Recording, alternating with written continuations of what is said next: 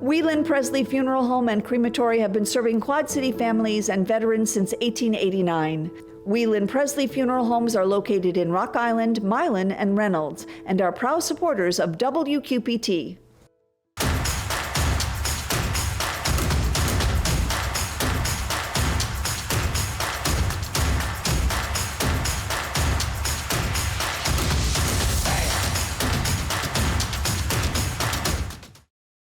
Alternatives is a proud supporter of WQPT and has been serving our community for 40 years.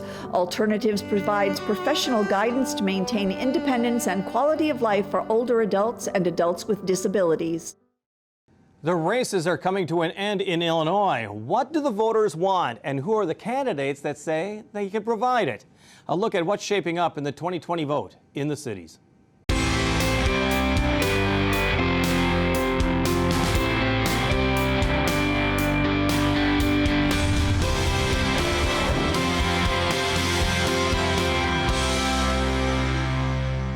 Illinois voters are heading to the polls in newly redistricted state of Illinois, and that means votes for Congress and the state legislature pit some candidates you may not know.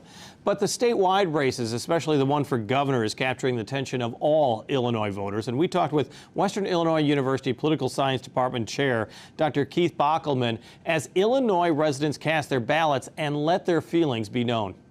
So the election of 2022, is it really all about the economy and reproductive rights? Are those just the two major issues?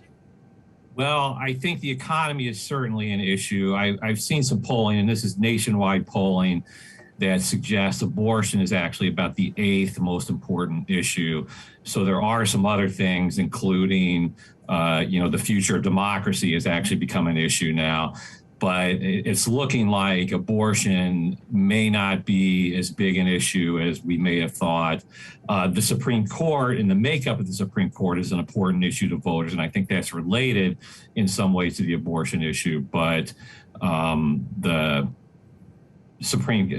abortion issue itself, again, in this poll, which is from Pew, a relatively reputable source, ranks abortion 8th. Does that surprise you? I mean, I guess sometimes when you have these social issues, they do spark, and then do they plateau and fall off? I think that's what's happening with this. I think there's a lot of passion and a lot of concern among pro-choice people, at least, about abortion with the Supreme Court's decision recently overturning Roe versus Wade. But I think the voters, for better or worse, have a short attention span sometimes. And so I think essentially you have already started to see this tail off a little bit. But clearly the economy is the number one issue. There's some others. Crime is higher than abortion as well. Talk about the 17th Congressional District, the new 17th, which kind of straddles the Mississippi River. It includes Rockford. Actually, it goes down through the Quad Cities and even a little further east. And it's Cheri Bustos' district. Esther Joy King, the Republican, came very close to winning 2 years ago, kind of a surprise. And now you have Esther Joy King running again, Eric Sorensen, a meteorologist, as a Democrat running. This seems to be one of the biggest races that we're going to see in Illinois. Yeah, I think that's right. So, a couple of things I think to note about this. As you said, Cheri Bustos, we had a very close race in 2020. That district, as was drawn at the time, went for Trump, so suggesting that the Republican could win in the right circumstances. The district has been redrawn to be somewhat more Democratic. So it is a slightly more Democratic district now, which should favor Sorensen. However, unlike Cheri Bustos, he's not the incumbent, obviously. And Bustos, I think, was pretty well liked. She had the incumbency advantage. So I do think that this is something that, it's a very tight race, as you say. To put it in the larger context of redistricting, the Democrats drew a map hoping for a 14-3 advantage in the congressional races. So essentially drawing 3 pretty overwhelmingly Republican districts and then 14 districts that they think a Democrat could win. I think the question we'll see is, did they slice it too thinly in some of these districts like the 17th? Did they put enough Democrats in for a Democrat, Eric Sorensen in this case, to win? Or, and I think there's some other districts like that too, where they may have, gotten too cute, if you want to put it that way. And so we'll see if there are some districts, including the 17th, where a Republican can win and what is looking like it will be a Republican year. What do you think is the 17th district now a bit of a bellwether? I mean, let's be honest, we had Lane Evans, then Phil Hare, then it went to Bobby, I can't remember his last name. Yeah, Schilling. Thank you. And then it went back to Bustos, and now it's almost a toss-up. Yeah, I think it is. I mean, I hadn't thought of it that way, but I think it is pretty much a bellwether of the country. I mean, again, it did go for Trump in 2020. So it was a little bit more Republican than the country as a whole. But yeah, I do think that's true. That I think it's certainly a district that either party could win. And I think it'll give us an indication probably of how things are going for Democrats or Republicans in Congress, who wins the district. I know you have maps that show, like the state of Illinois, and how Republican, the darker the red, the more Republican it is, the darker the blue, the more Democratic it is. Do those maps really mean much? Because if you think about it, it's mostly geography. And if it's going to be a race of geography, Republicans are always going to win. If it's a race of population density or population centers, the Democrats have the edge. Well, I think one thing that the map shows is that there's been a shift in Illinois in terms of the strengths of the two parties. So the map shows the presidential race by county in 2000 and 2020.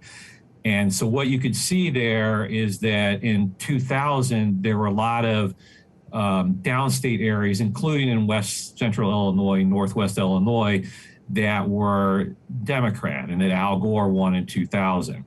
In 2020, Rock Island County went for Joe Biden, but most of the rest of these areas didn't.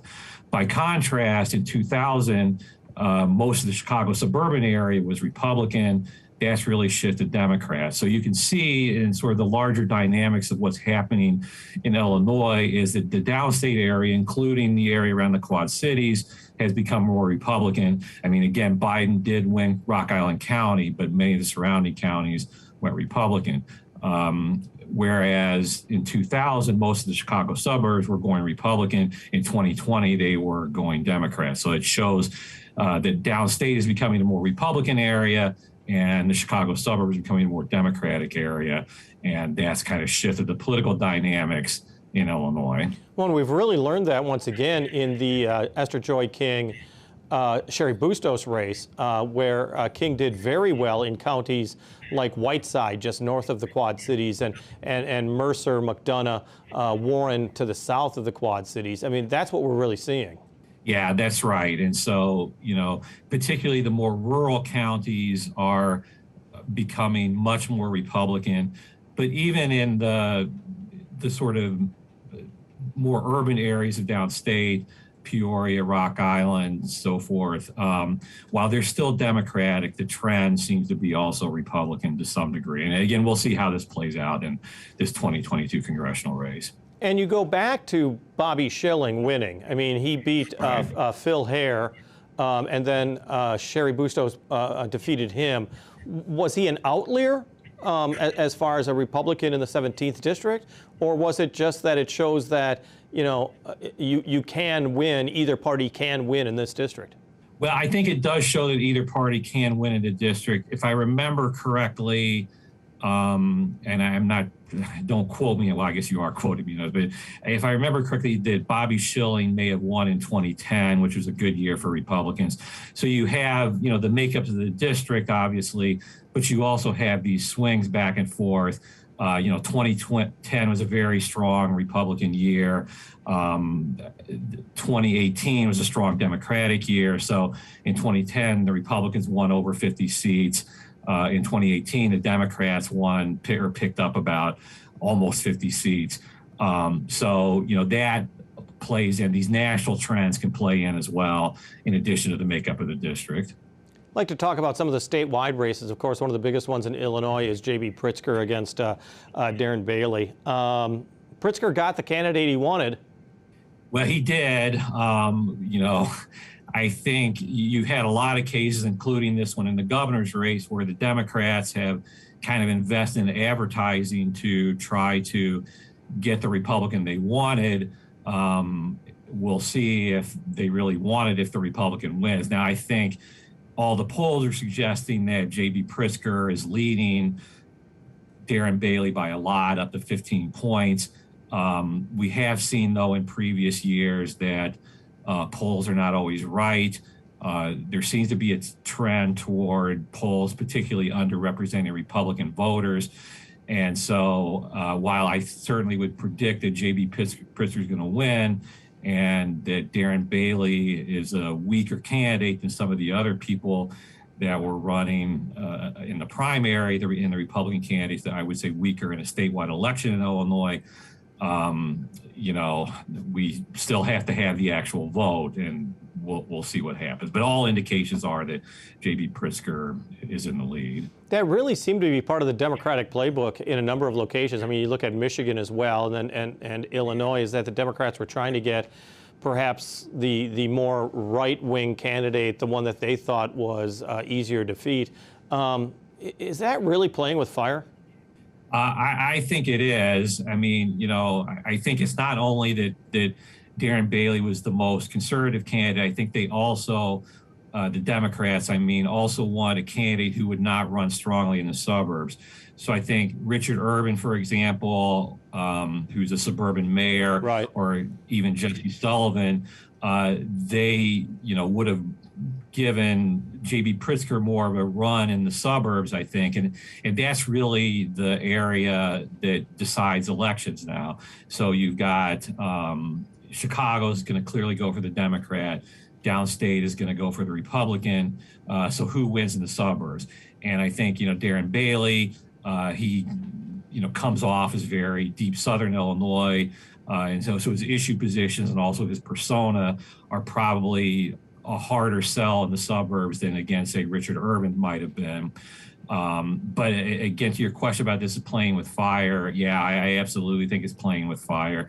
And I think Republicans have made the argument that, you know, Democrats are saying they're so concerned about the fate of democracy and Donald Trump undermining democracy and so forth. Well, if you really care about that, why are you running ads for these candidates who may be more inclined to go along with what Donald Trump wants and so forth? So I mean, I think that's to some degree a legitimate criticism.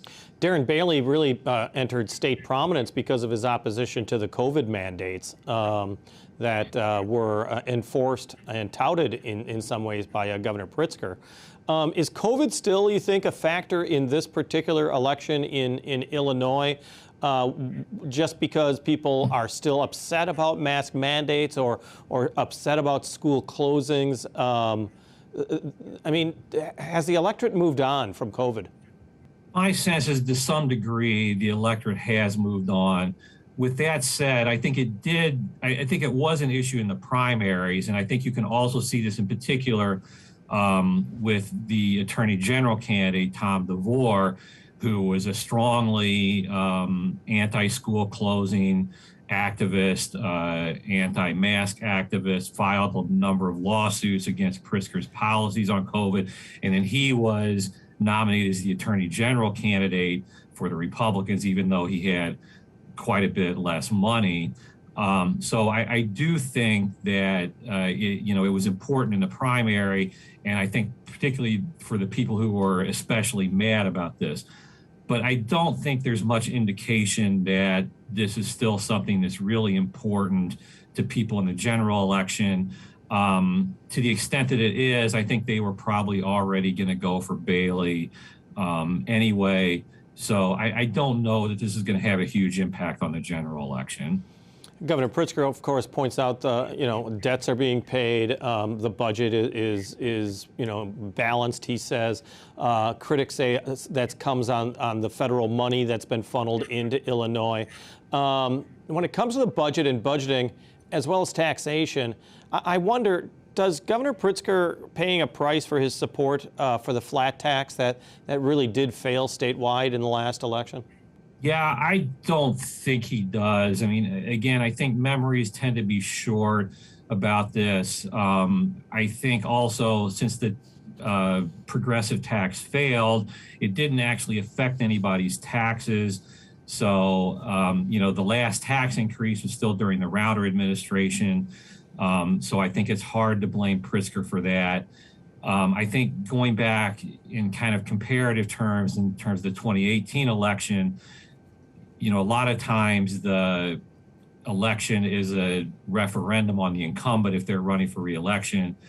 So in 2018, you had a lot of chaos with the budget. You'd gone 2 years without a budget. Then you had a tax increase, which Rauner vetoed, but still, I think, got tagged with a little bit. And so I think when voters were looking at that, they thought, a lot of voters thought, well, he's not really managing the state very well. I think Pritzker has a better affirmative case. The budget has stabilized.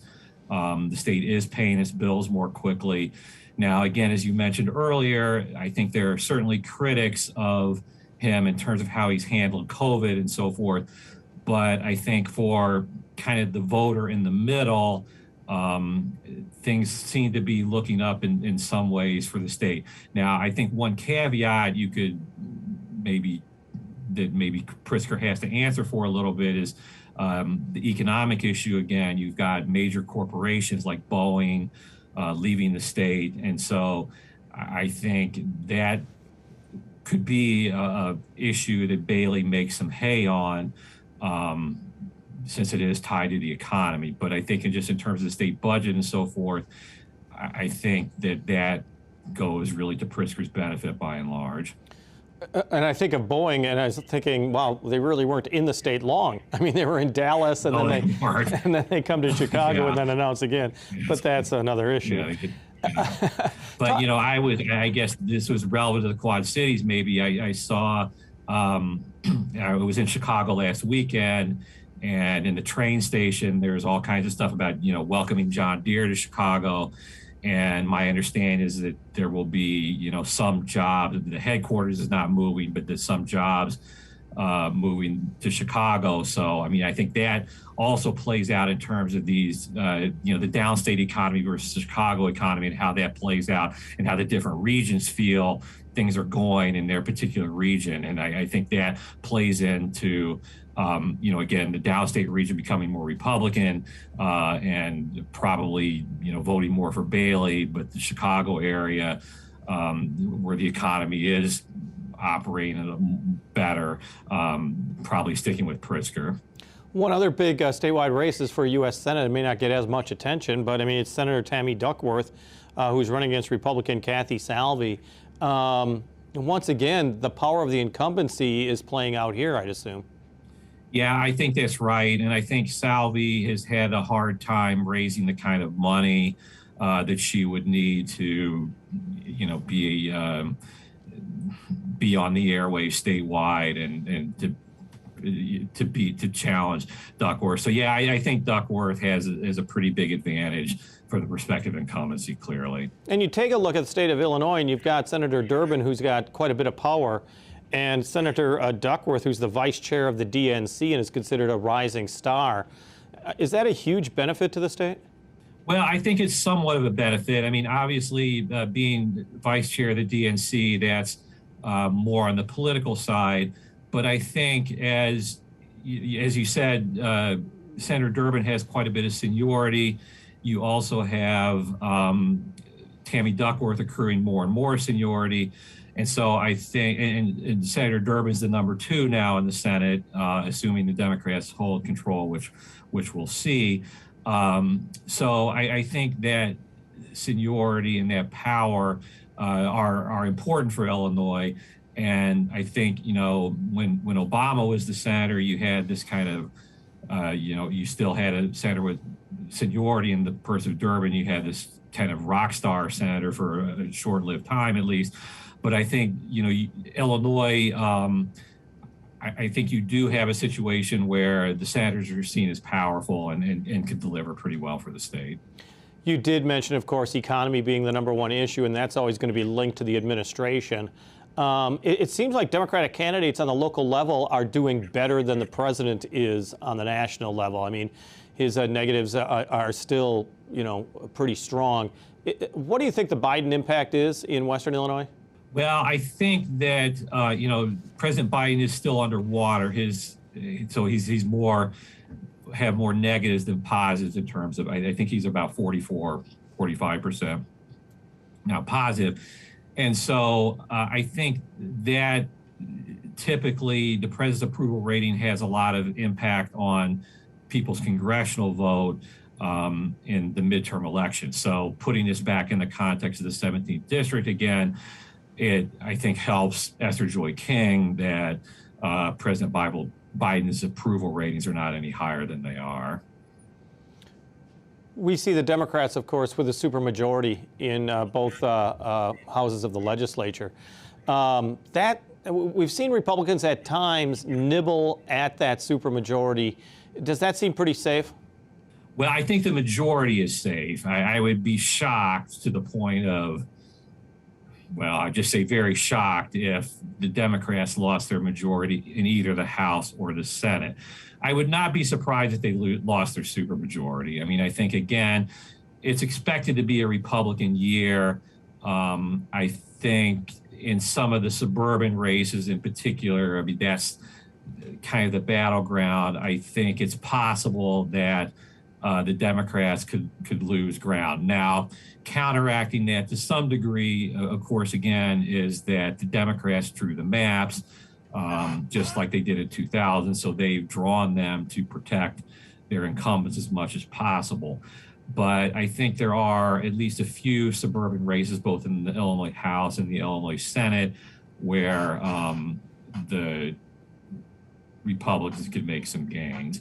So I do think that they could lose the Democrats could lose their supermajority, but I don't think they will lose their majority. Keeping your futuristic hat on, looking to the future here, what's going to be turnout? I mean, you see the Republicans who are angry at the Democrats and the economy. You see Democrats who are angry about social issues. Roe v. Wade in particular, like you said, the future of democracy. And you have independents who are, supposedly pliable to both positions. Do you think turnout's going to be great, and will independents really decide this election? I think if you're talking about the 17th congressional district, then I do think the people in the middle will decide. In a larger sense, I don't see this as being a big turnout year like, say, 2018 or 2010. I think that, there are these things that are motivating people to some degree, like the economy and abortion for the Democrats. But my sense is that this is probably going to be a more normal, quote unquote, turnout year, where we have turnout maybe in the high 40s or so, rather than, in the presidential election, we had over 60, which is unusually high. So I guess I would predict midterm turnout in the 40s, and maybe not even in the high 40s. That's probably overstating it. I don't necessarily want to wear my prediction hat because I've made many bad predictions before, and so I guess I will take that off. But if I had to predict, I would say, probably in the 40s, and not an unusually high midterm turnout, more like, maybe 2014 rather than 2010 or 2018. Our thanks to Western Illinois University Political Science Chair, Dr. Keith Bockelman. I'll have a program note in a moment, but first, here's Laura Adams, Out and About. This is Out and About for October 28th through November 4th. Bettendorf is busy with Halloween. City Hall hosts a trick-or-treat from 9 to 11 a.m. on the 28th. Falloween takes place at Asbury United Methodist Church from 4 to 6 on the 29th. And then see the Bettendorf Halloween Parade starting at 6:30. Plus, kids can trick-or-treat in their neighborhood on the 31st from 5 to 7:30. Davenport's Halloween Parade starts at 2 on the 30th. And Boo at the Zoo at Niabi Zoo is on the 29th. Plus, on Halloween night, trick-or-treating times are the following.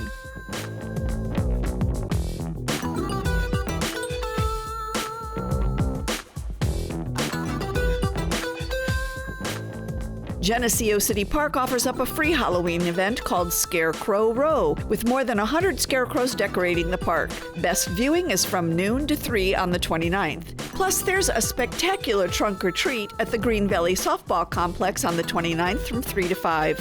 It Takes a Village, a discussion talking about mental and physical health, is at the Center on Brady in Davenport, the 28th at 3. On stage, Clue the Musical finishes their run at Circa 21 on the 4th. 12 Angry Jurors opens at Playcrafters Barn Theater on the 4th, while Motherhood the Musical sings you through the highs and lows of motherhood at the Black Box Theater, running November 3rd through 12th. For more information, visit wqpt.org. Thank you, Laura. Over the last 4 weeks, we have talked with all 4 candidates running for the 2 congressional districts that directly impact the cities. We were able to talk to Illinois 17th District candidates, Democrat Eric Sorensen and Republican Esther Joy King, as well as Iowa 1st District candidate, Democrat Christina Bohannon, and the Republican incumbent, Marinette Miller Meeks. These interviews can be seen the weekend before the elections on WQPT, as well as streaming on WQPT.org. Please watch it, and we hope you get something from them. On the air, on the radio, on the web, on your mobile device, and streaming on your computer, thanks for taking some time to join us as we talk about the issues on the cities.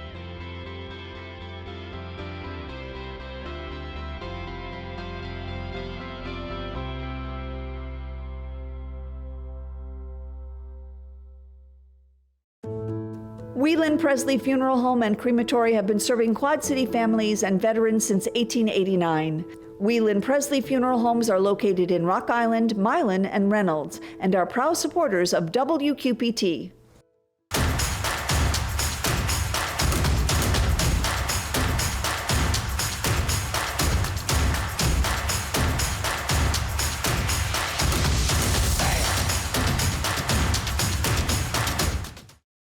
Alternatives is a proud supporter of WQPT and has been serving our community for 40 years. Alternatives provides professional guidance to maintain independence and quality of life for older adults and adults with disabilities.